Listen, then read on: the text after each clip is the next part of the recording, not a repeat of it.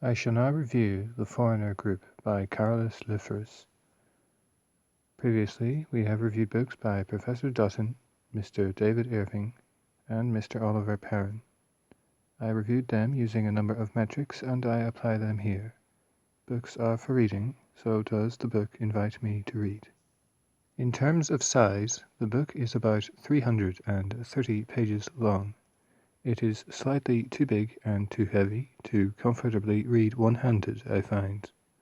Two-handed is easy, and it is not necessary to prop the book up on a table, for example. My copy is soft cover, so I do not worry about bending the spine. The title, The Foreigner Group, is short and efficient, but it might not be clear to the average person what the book is. Is it a work of fiction? What is it about?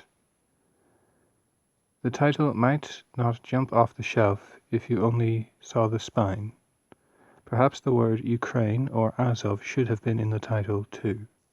As far as appearances go, the cover is a montage of photos of members of the Foreigner Group. Here we do see the Ukrainian colors near the top, and it is clear that the book is non-fiction and based on soldiers and soldiering. The Azov shoulder patches are prominent, so here perhaps we get the detail that was missing from the title proper. We know that the book is non-fiction because the men's eyes were censored. The title appears in large yellow lettering, occupying almost the top half of the cover. The author's name has the same font near the bottom of the cover. In both cases, the text stands out from the front cover without obscuring it. The spine is not quite as distinct. The text is yellow on beige, and does not stand out very well. Perhaps a different color scheme would have made it easier to read, rather black or a shade of orange. The back cover is beige, with just a small photo near the bottom. The blurb is 3 paragraphs in black text in the center, and the title appears on top. The blurb is easy to read against the background.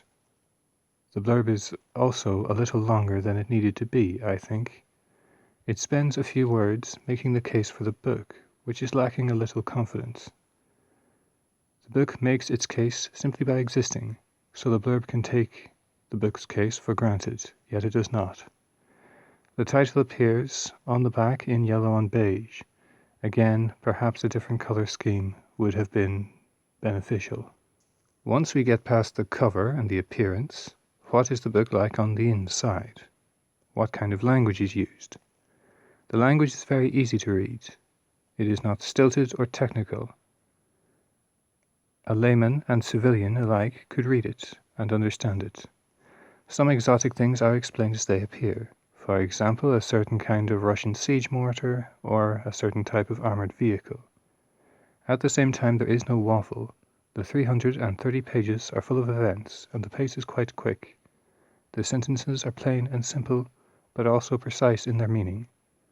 The author has a story to impart, and the language does not get in the way of that. The language is no barrier. In terms of figures and footnotes, there are no footnotes, but there are some figures. They appear throughout the book, as their subject matter appears.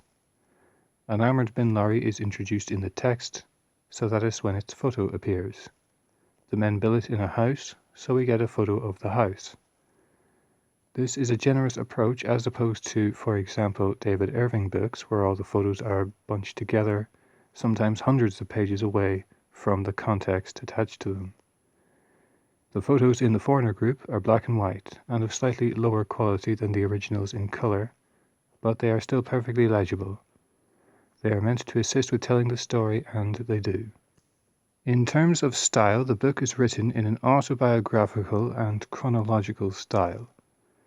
We follow Carolus from his home to the Ukraine through training to combat. We see what he did, where he went, who said what, whom did he meet, etc. We see blow-by-blow accounts of selected chapters of his Ukrainian adventure.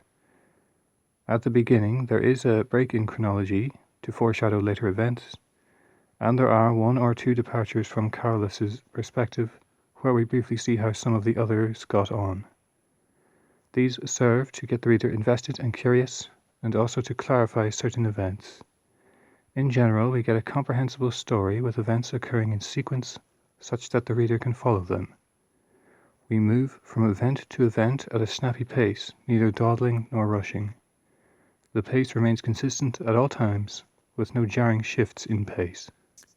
As far as the substance of the book, we follow Carolus as he decides to go to the Ukraine, goes, tries to join the Azov battalion, gets to know his unit, trains, goes home, comes back, starts combat patrols, and so on. We meet the other members of the foreigner group along the way. The book shows us what it was like to be in the war in 2014-15. Many people are by now familiar with the 2022 phase of the war, but far fewer are probably aware of the pre-2022 phase. The book also gives insight into the foreign volunteers. They came to protect the Ukrainian, assuming that they are Ukrainian, or for the foreigners among them, they came hoping to beat the Russians in the Ukraine rather than have to fight them in Finland later, or else they came from the population of soldier adventurers that still seems to roam the world. Such men have fought all their lives all over the world, and this is just their latest war. The book clearly conveys the impression that the men came for their own reasons, but stayed for the excitement and for each other. They train, they fight, they drink, and they get on well with each other, mostly. This comes across in the book when almost no attention is paid to why the men are there. Even Carolus's motivations only appear at the start, and after that they are kind of beside the point. The book also paints a picture of real war, not the kind seen in films. Carolus is in the Ukraine for a long time without seeing action. Even when in action, he hardly sees any Russians.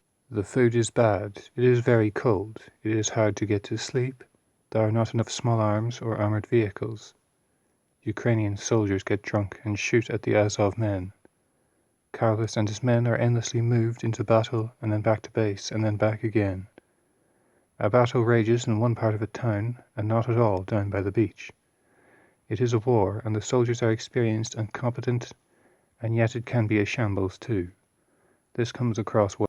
In conclusion, I enjoyed this book very much. It is a very enjoyable read on a very interesting subject by someone who experienced it firsthand.